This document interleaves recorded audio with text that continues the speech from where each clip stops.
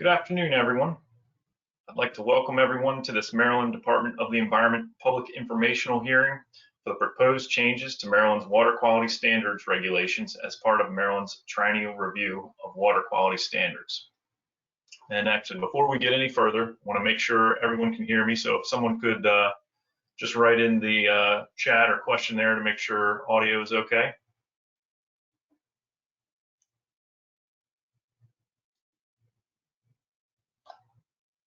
All right, glad to hear it. Thanks. Okay, so the purpose of this public informational hearing is to provide interested parties with a brief description of the changes being proposed and an opportunity for the public to provide testimony on these proposed changes. This afternoon's public hearing is being held virtually using the GoToWebinar platform, and it is being recorded. The department appreciates your interest and participation in the public comment process. My name is Matt Stover, and I'm Chief of the Water Quality Standards Assessment and Anti-Degradation section here at MDE. I will be the presiding official for this afternoon's public hearing, and also attending the hearing from the department with me is Kara Ogburn, Natural Resources Planner in the Standards Assessment and Anti-Degradation section.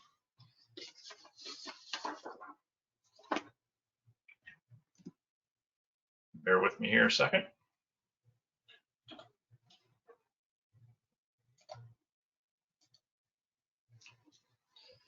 If you're having any technical issues with this format, please write in the questions tab and Kara will be happy to assist you. The recording of this hearing will be saved to the department's triennial review webpage at the link shown on the slide displayed. This presentation will also be posted to this location for viewing later. I believe you also should have access, if you see the handouts tab on the right-hand side of your console, there should also be that this presentation in PDF form on there if you're having trouble viewing it through the web. Okay, this afternoon's hearing will begin with a PowerPoint presentation describing the proposed changes to Maryland's water quality standards regulations as a result of Maryland's triennial review of water quality standards. Microphones will remain muted until the conclusion of the presentation. This presentation will then be followed by an opportunity for attendees to provide oral testimony on these proposed changes. Please hold all comments or statements until that time. I will then call on those of you who indicate that you wish to speak. It is not necessary to read a statement to make it a part of the official record. Written comments sent via email or through the Postal Service will also be accepted and will receive the same consideration as any oral statement. And in fact, for accuracy's sake, if you have a letter to read into the record, I suggest you also provide us with a copy of that letter. All comments submitted both orally and in writing will be addressed in a comment response document produced after the close of the public comment period, which is set to end on April 11th. Okay. With those housekeeping items kind of out of the way, we'll begin with the presentation.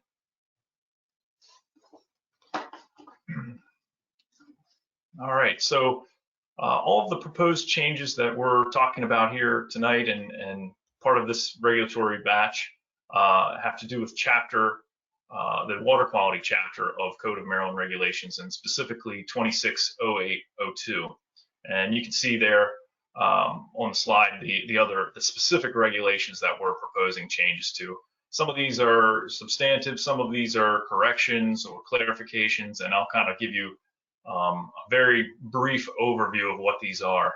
In the interest of time, I'm not going to be able to get into as many questions or things that we would normally get into because I want to give folks enough opportunity to provide their testimony, and we have quite a few folks attending. So really, this is going to just be skimming the surface of these items, and I encourage you to visit our webpage, the link there on the slide. It has a lot more information on the supporting documentation and details that go along with these proposed reg changes, including the documents we're proposing to incorporate by reference. We also have our existing use determinations for those cold water obligate areas, those areas that are supporting cold water obligate species, as well as some rationale documents and documents that provide the data that led to these proposals. So that webpage is just chock full of information. Definitely recommend, if you haven't already, give that a visit and take a look. Just to give you kind of a preview for what I'm going to talk about, I'm going to kind of go in order of the three main pieces of water quality standards, starting with designated uses, changes we're proposing to designated use sections, and then get into changes we're proposing for water quality criteria, and then closing with the changes we're proposing to Maryland's anti-degradation policy. So that will be the flow. Okay, so some of the first changes I'll mention here, these are more corrections to COMAR 26080202-1, and these are really for those Chesapeake Bay and tidal tributaries to the bay that have deep water and deep channel areas. You know, there was basically an incorrect internal reference in the regs that we're merely correcting to state that between October 1 and May 31st, the open water fish and shellfish subcategory designated use applies for the purposes of assessing dissolved oxygen criteria. This is there again, just a clarification. Doesn't really change how the dissolved oxygen is going to be assessed for that area, but wanted to highlight that. Another area of kind of the designated use portions of our regs that we're proposing to change is in 26080207. You can see that language there at the top. This language has never really been utilized. Its intent really wasn't clear. We believe that it probably was put in there and intended to serve as a placeholder for existing uses. But as I'll talk about later, we're proposing much more detailed and we think effective regulations to describe how we propose to protect existing uses in Maryland, and that'll be largely covered in the anti-degradation portion of this talk under 0.04-1. So this passage above we propose to remove. Okay, other changes to designated use classes, and this is in Regulation 08, and this is the portion of regulation that assigns designated uses to all of Maryland's waters. I won't read that passage at the top, but essentially what that addition to this regulation does is it clarifies that existing uses that are not specifically mentioned in the designated use class assigned to those waters, those existing uses must still be protected. And this was certainly written with those cases where we have a class 1 warm water stream that has or is supporting reproducing cold water species like trout. So those areas still have to be protected to protect those trout species. This here also provides a cross-reference to the Tier 1 anti-degradation protections that we're proposing to add, and it also gives an idea of where we're planning to hold this information so that people can look up and see where those existing uses are in the state and how we came to those determinations. Another change to proposed change, I should say, to the designated use classes in 26080208 is the area of the lower Susquehanna River. You know, this change there again is largely clarification for clarification purposes. We kind of, in looking through a lot of our regs, we found some areas that weren't well described in terms of the boundaries between tidal and non-tidal waters and the extent to which the public water supply use applied. So in this case, what we did was add a few more points with more accurate coordinates to really differentiate between those areas and those uses that we felt added some clarity to it. This there again did not change how we regulate the resources around there, but just provide some clarity so that if someone reviews the regs, they can clearly define those on a map and know what areas they're in, whether it has the drinking water use or it's tidal or non-tidal. One of the more substantive changes to COMAR 26080208 is that to several designated uses, 17 in fact. And these really resulted from those kind of more newer data that showed that some of these warmer water designations like Class 1 and Class 4 were harboring species that require cold water. And not only were they doing that, but they were also meeting cold water temperature criteria, the water temperature criteria for Class 3 waters of 68 degrees Fahrenheit. And so with those two things combined, we're proposing their reclassification to Class 3, and that results in about 26 miles of streams throughout largely the central part of the state, but also some out in Garrett County. You can see the map there. It shows a lot of those waters are in Carroll County, looks like 1 or 2 in Frederick, some in Harford, and some in Cecil as well. And worth noting on that previous slide, all of these are captured in those existing use determinations on that webpage I provided earlier. So if you're interested in the details and the data behind those proposals, feel free to visit that.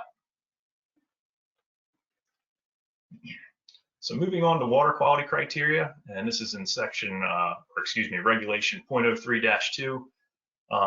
We're proposing changes to a number of different water quality criteria, including ammonia to protect aquatic life in freshwater, cadmium to protect aquatic life in fresh and saline water, and then 69 criteria to protect human health, or 69 different parameters, I should say.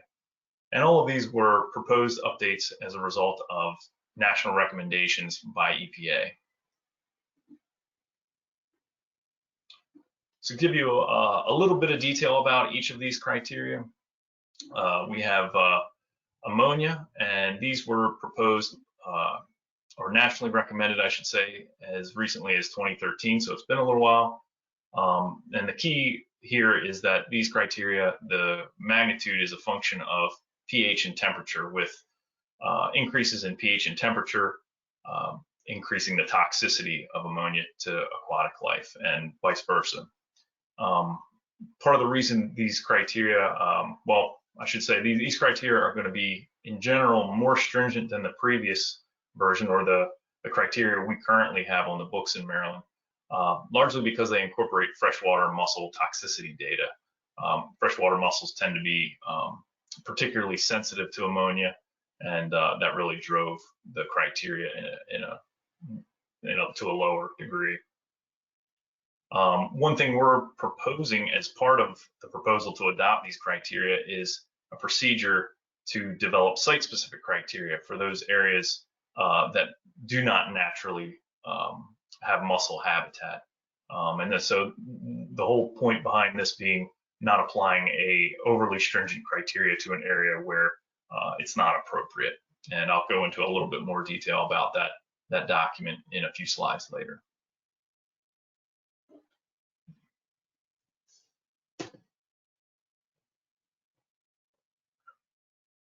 So just to give you a little bit of a rundown of what the ammonia, the acute ammonia criteria look like, the new proposed. So there's 6 graphics here, and I'll kind of talk of them in columns. So the leftmost column there shows the current criteria, and you can see the top there, it shows the criteria in a graphical form with according to pH and temperature. And that top one is without salmonids, the bottom is with salmonids. And then as you move to the right, that middle column shows the same criteria under the new model that includes mussels. And you can see that the addition of mussels in the new model, criteria model, is more stringent. You can see the slope of that kind of hillside, so to speak, that goes from blue to pink, it goes down. So as it goes down, it's the criteria is a lower number, so it's ammonia is more toxic. You move over to the final column there to the right. This is the new proposed criteria with mussels taken out of it, and you can see that they are still more stringent, although less so than that which includes the mussels. There again, as you move to the right, and temperature and pH both increase, you get greater toxicity. So moving over to the chronic side of the equation for ammonia, there again, our current ammonia criteria that are on the books are on the left-hand side, and ELS stands for early life stages present. And generally, we apply statewide. We assume that early life stages are present. You know, you can see there as you move to the right there again to our newly proposed criteria, the addition of mussels there again drives that criteria lower, makes them more stringent. As you get to the final column, especially it's very evident in that lower right hand graphic, you know, taking mussels out of that new model actually leads to the criteria being less stringent than what's currently on the books. And so that is one kind of difference in the trend here that we're noticing between the new and the old criteria. So now you've seen kind of the change from the current criteria in the books to the ones we're proposing. That other companion piece that goes along with it is the procedures for applying the mussel absent ammonia criteria. And this has all been captured. This was written by Tim Fox. This is completely done in-house. This wasn't a national recommendation, so this was a lot of work and took a lot of thought and opinions into account, and was done in collaboration with Maryland Department of Natural Resources. But essentially what this document does is it codifies the procedure for justifying the use of the mussel absent criteria, and requires the collection of abiotic stream characteristics that will predict the likelihood of mussel habitat being present or not. And largely these characteristics hinge on things such as flow, stream width, catchment size, because essentially mussels don't, there's not a lot of mussel habitat in headwater streams due to flow limitations. So in those areas, we don't, you know, provided these different abiotic characteristics are met, we don't anticipate there being mussels there, and we have a pretty high degree of confidence in that, especially with this model. So when in the limited instances where this model can be applied, we'll use that to identify areas where the mussel absent criteria can apply. And those areas will be identified on MD's webpage and displayed on an interactive map. So this slide just kind of shows a quick excerpt from this document, this procedure, and it kind of shows a hypothetical scenario of a headwater stream with a wastewater discharger there. And in this particular example, they'd have to collect abiotic data from those 3 different locations, and each of those would have to show that this habitat under completely natural conditions would not provide habitat for a mussel. So, and then it would allow us to make that determination for a limited span of water that would be permitted to use the mussel absent criteria, and that's that kind of yellow stream segment on the right-hand side there. That being said, this map here, working with DNR, this shows the presence of federally endangered freshwater mussels in several watersheds throughout Maryland. The mussel absent criteria in this whole procedure would be prohibited in these areas, obviously, to protect those endangered freshwater mussels. So working with U.S. Fish and Wildlife and DNR, this map was produced. Moving on to cadmium. So these criteria were nationally recommended in 2016. They also incorporate new toxicity information, and as is usually the case, the newer criteria tend to be more stringent. And you can see here in both the freshwater and saltwater criteria, the 2001 being the criteria we currently have on the books, and 2016 being those that we're proposing. With the only, in most cases, they're more stringent, with the one exception being the chronic freshwater criterion is actually less stringent.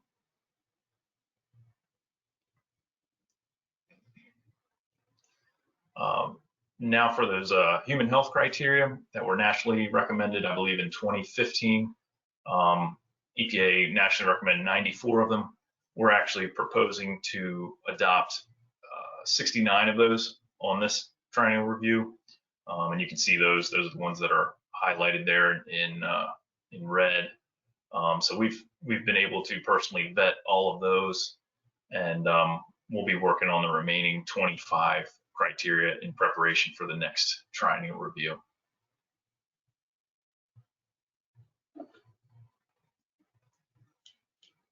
So some more criteria, proposed changes to our water quality criteria. This is in section 03-3. This first bullet here just kind of is about clarification and kind of making a minor correction to how we assess the migratory fish spawning nursery subcategory designated use. Here we're just clarifying that 7-day average dissolved oxygen criteria only applies to those segments that have that are fresh, basically less than 0.5 parts per thousand salinity.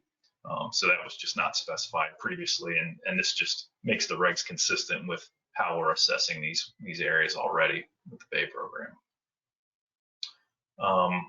One thing I'll mention before we go too much further, you can see that the second bullet is in blue there. So if you're viewing the PDF at home, feel free to click on that. What that'll do is that'll take you to a hyperlink to our page that'll give you much more detail than I'm giving you now. So you'll see a couple of those blue links sprinkled throughout the presentation, and they're just hyperlinks to take you to more detailed documentation. In this case, this link takes you to I think a multi-page document that discusses the changes that led to the new proposed dissolved oxygen restoration variances for the Chesapeake Bay and several tidal tributaries. In this case, we have 4 changes, 2 to the Chesapeake Bay main stem 4 segment, to the deep channel and deep water fish and shellfish area. In those cases, we're proposing to increase the restoration variance for the deep channel area from 2 to 6%, and we're proposing to decrease it for the deep water subcategory designated use from 7 to 5%. For the Chester and the Patapsco and the deep channel and the deep water uses respectively, we're proposing proposing to remove both of those restoration variances with this reg change.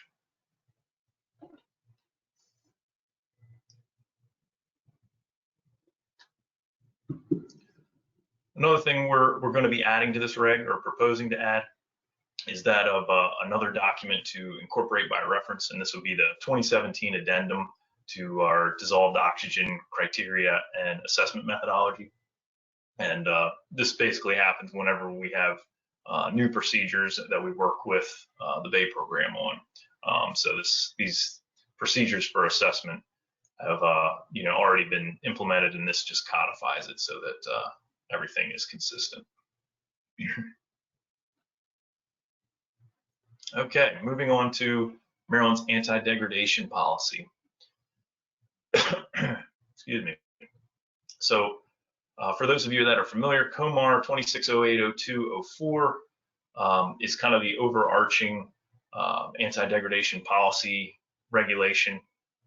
We're making some minor language changes there to clarify the department's responsibility and authority to protect existing uses. It was actually already there, but we felt on the basis of some comments made by interested stakeholders through the Cold Water Advisory Committee, these were very good suggestions to try to make it a little bit more explicit and easier to understand. So we did take those suggestions and added those to the proposal. One thing to note, the rest of the anti-degradation policy implementation procedures for sections 04-1 and 04-2, they currently include tier 2 waters and tier 3 waters. We're actually shifting those down. So now tier 2 will be in 04-2, and tier 3 waters will be covered under 04-3 under this proposal. And the purpose behind all of this is to make room for 04-1 to include tier 1 protections for existing uses and designated uses. And a lot of this came about as a result of that Cold Water Advisory Committee work. And for those of you who want to see the detailed nitty-gritty word-by-word changes, there's a link there at the bottom for the red line revisions document, which will show, and I think it's track changes, what language was moved where and which language was struck or rewritten, and what words were replaced. So that's can give you a lot more detail. So for the changes that we made here, this is the most substantive change, was to add a section on anti-degradation implementation procedures for Tier 1 waters, those that would protect existing and designated uses. And here, it's a relatively short section, or short reg, but one of the important things it does is it incorporates by reference a document called Cold Water Existing Use Determinations Policy and Procedures. And there again, this is a document that came out of that collaboration with members of the Cold Water Advisory Committee. And it does just that. It provides procedures that the department will follow in protecting cold water obligate species when they're not protected by the designated use class, and establishes the public comment period through that, and a variety of other procedures for submitting data, the department's consideration. So a lot of meat in there. And I do want to take this time to highlight the fact that we are also accepting comments on the existing use determinations, the draft, with this triennial review. So if you visit that page that I provided a URL to earlier, I'll provide it again later. You can go there and see, exactly which waters we're proposing, new existing uses for, and see the data behind that.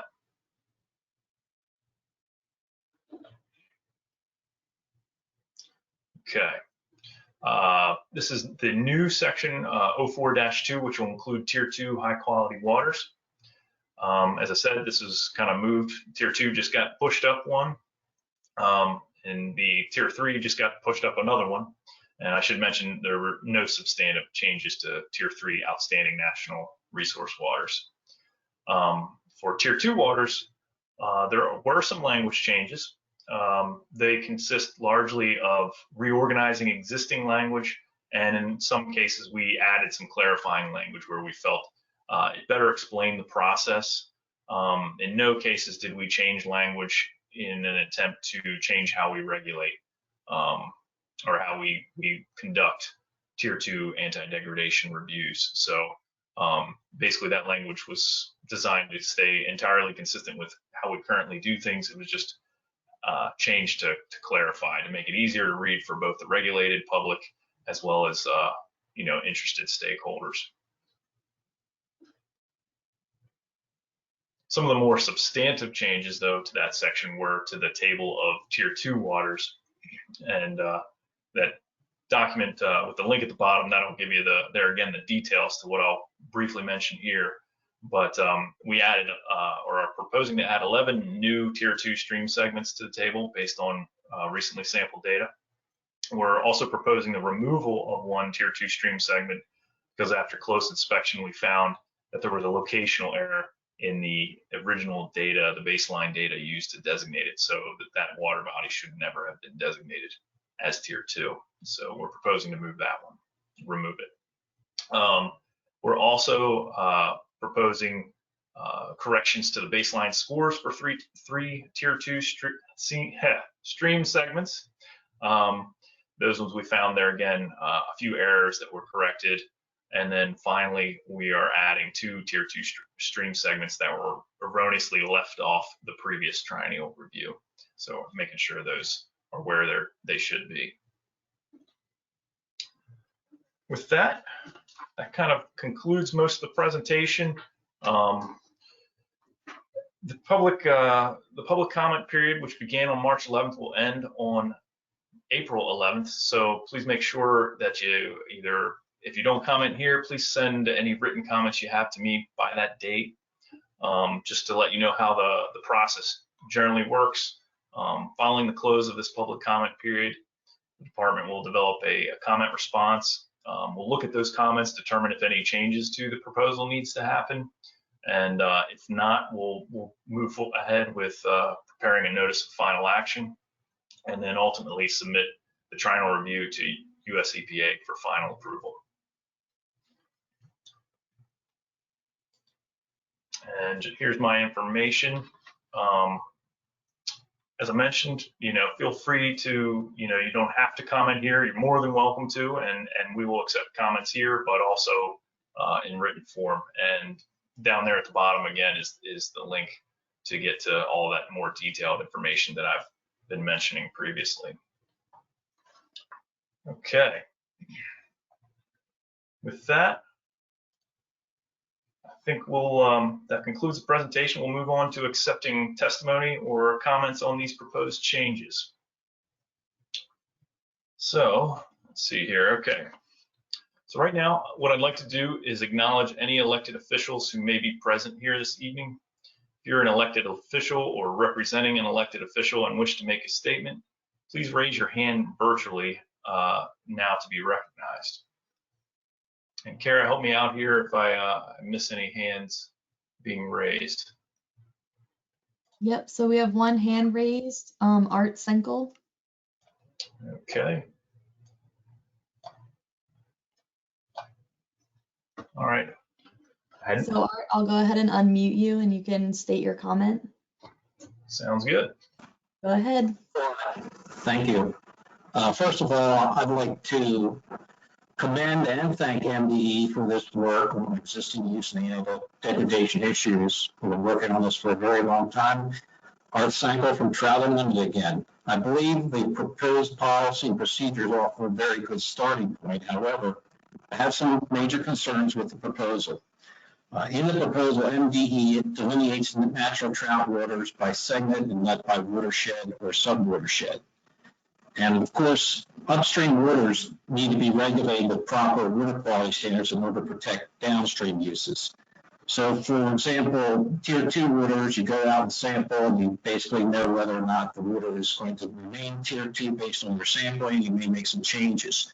So my question is how are we going to protect designated segments that are existing use if we do not regulate upstream water? So multiple examples in the proposal where main stems are designated as existing use or delineated as natural trout water, where there's a bunch of tributaries, maybe 7 or 8 tributaries that are coming in that are class 1. And unless there are regulations or temperature criteria on these tributaries, we're worried that there's a chance we will degrade the existing uses before we can even look at a new use designation. So that's primarily my main problem is segments and not doing it by stream, watersheds or catchments like was typically done for use designations. The other issue would be water quality standards. What type of water quality standards are going to be developed for the existing use and how exactly will they be done? In the proposal, there's really nothing mentioned about cold water streams that do not have cold water obligations and how they're going to be protected. We have waters that may support a brook trout rate reduction, but if we don't support the cold water, which is the basis for the population, there will be no chance for reduction. So if you know those streams and the state would like to reintroduce trout is more than happy to try to get a cold water obligation into these streams that have proper temperatures. So once again, I appreciate the chance to talk. I think it's a good starting point, but I look forward to working with MDE to address some of the concerns of Trout Unlimited. Thank you. Thank you, Art. Appreciate that comment. Okay. I don't think we have any folks from any elected officials. So I guess we'll now call upon members of the general public to speak. If you wish to make a statement, please raise your hand virtually. And when we call your name, we'll unmute your microphone. And if you could just start there again, as Art did, by clearly stating your name and any affiliation you may be representing. And I should have probably mentioned this earlier. To make sure we have enough time for everybody to speak that would like to do so, please make sure to summarize your statements and limit speaking to no longer than 3 to 5 minutes. And then at the end of 5 minutes, we'll just remind you that we're getting close to the end of time. So with that, I guess we'll open up the entire floor. And Kara will kind of call out your name, and when she does, she'll unmute you, and then we can start. I have one hand raised by Brent Walls. So Brent, I'm gonna unmute you now. Go ahead and state your comment.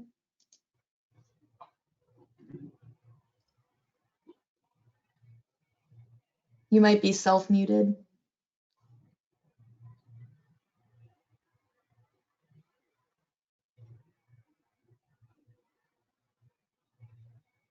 On the console there should be a short bar that has a microphone that should appear, I think, red if you're muted on your end.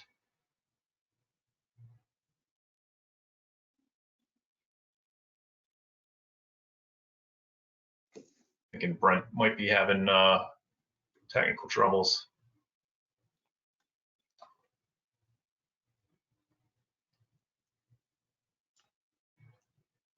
Brent, we can try to come back to you. I'm thinking maybe if there's other hands, we'll move on. So there's no hands raised, but there's question in the chat from Doug Myers. Doug, Okay. if you would be interested in speaking your comment, I can go ahead and unmute you.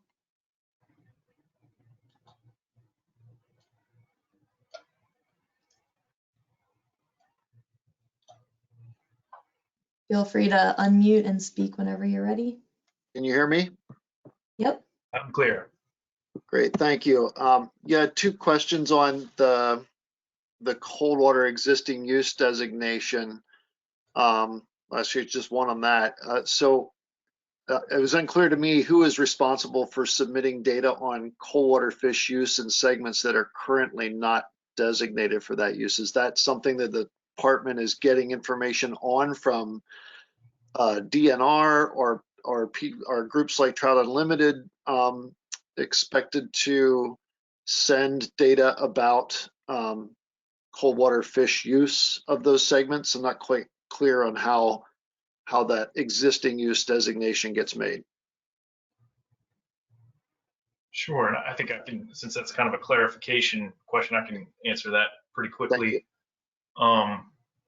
So essentially, we've used data collected by a variety of entities, including mostly from DNR Fisheries, but it's also included other groups of DNR, Trout Unlimited, I think even county data, if I'm remembering correctly, as long as it has a quality assurance project plan and folks with experience in identifying fish or whatever it is in the field.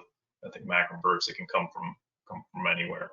And MD does collect data as well. As far as the responsibility, it's very similar to how the integrated report works. Anybody who collects quality assured data can be a submitter. Okay, thank you. My second question is also a clarifying question. Were there any concerted efforts to restore water quality in the 11 segments that were reclassified as Tier 2, or did they just happen to get better all on their own? So the 11 segments, they weren't reclassified as Tier 2. They were, this is the first time they were identified as Tier 2. It was a result of recent data that led to their identification as Tier 2. So they were never designated before at all? Correct. Gotcha. Thank you. Yeah. Sure. That's all I have. Thanks, Doug.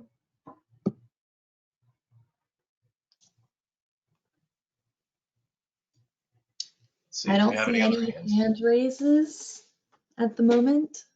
It's a quiet group. It is.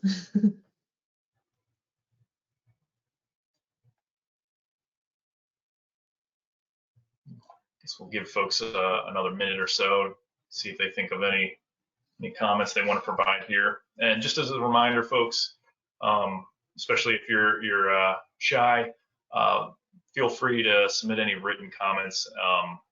They're actually in some ways easier for us to incorporate, but obviously any you submit here we'll certainly answer in that comment response document later on.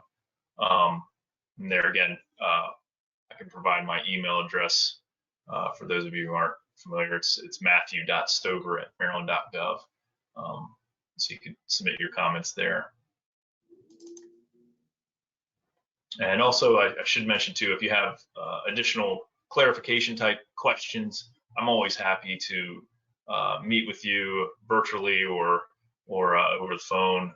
So feel free to contact me that way, and happy to answer those questions. As I know we covered a lot in that presentation, and I really only scratched the surface. So I wanted to make sure we had enough time for everybody to speak if they'd like to.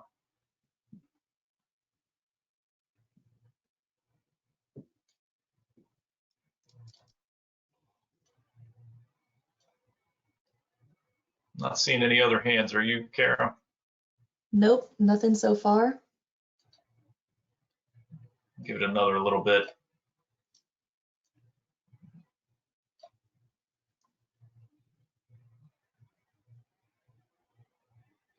I'll just put the slide up there with my contact information in case folks would prefer to work through that.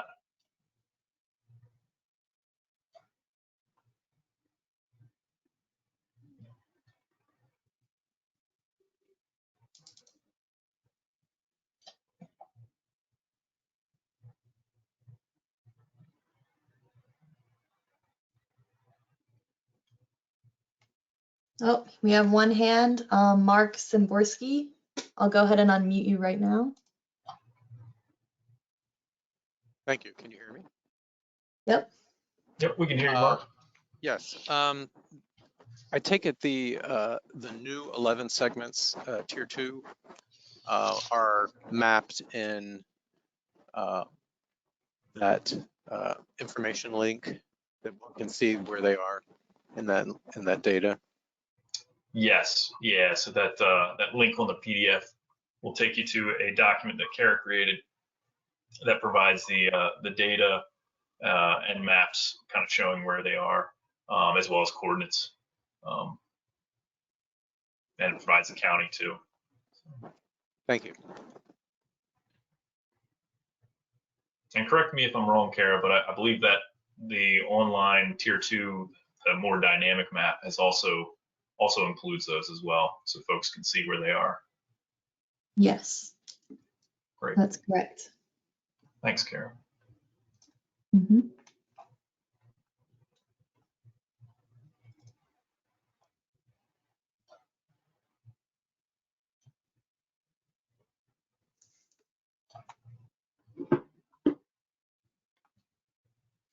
Guess we'll give them about 30 more seconds, and I guess if there's no further comments, I'll just close out. We have a hand by Gregory Prelowicz. I'll go ahead and unmute you now. Go ahead.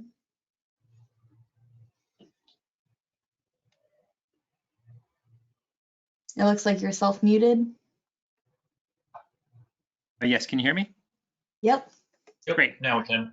Yes, Matt, I have a question regarding the timeline, timeframe, and framework for the adoption of the additional human health criteria for the additional 25 constituents that you mentioned that were in the EPA guidance document but have not yet been adopted.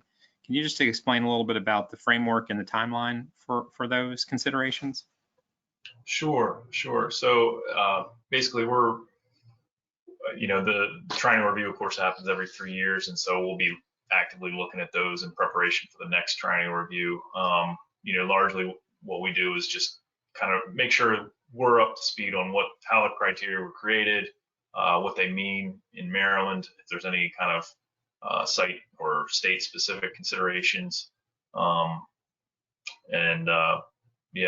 At that point, we'll translate them into our standards and propose those. As far as a timeline, I don't know that we have a defined timeline for that standard specifically, or those standards specifically, or those criteria. But they are on the list of things to do, along with some of the other nationally recommended criteria that we haven't yet vetted in-house. There's a couple of them out there. There's an aluminum criteria and several others that came out more recently that we'll be evaluating.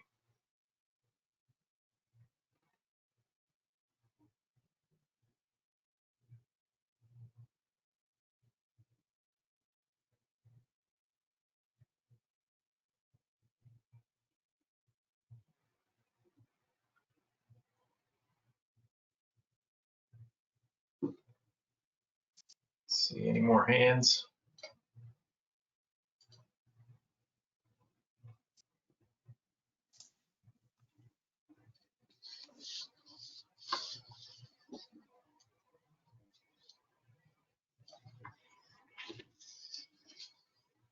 All right, folks. Well, I want to thank everyone again for your comments and for attending. Just a final reminder, the public comment period will remain open through Monday, April 11th. And your comments that received during that period will become part of the triennial review of water quality standards and will be considered by the department in deciding whether to promulgate these regulation changes. Really appreciate your interest in the triennial review and your attendance tonight. And I guess with no further questions, just take one last look at this board here.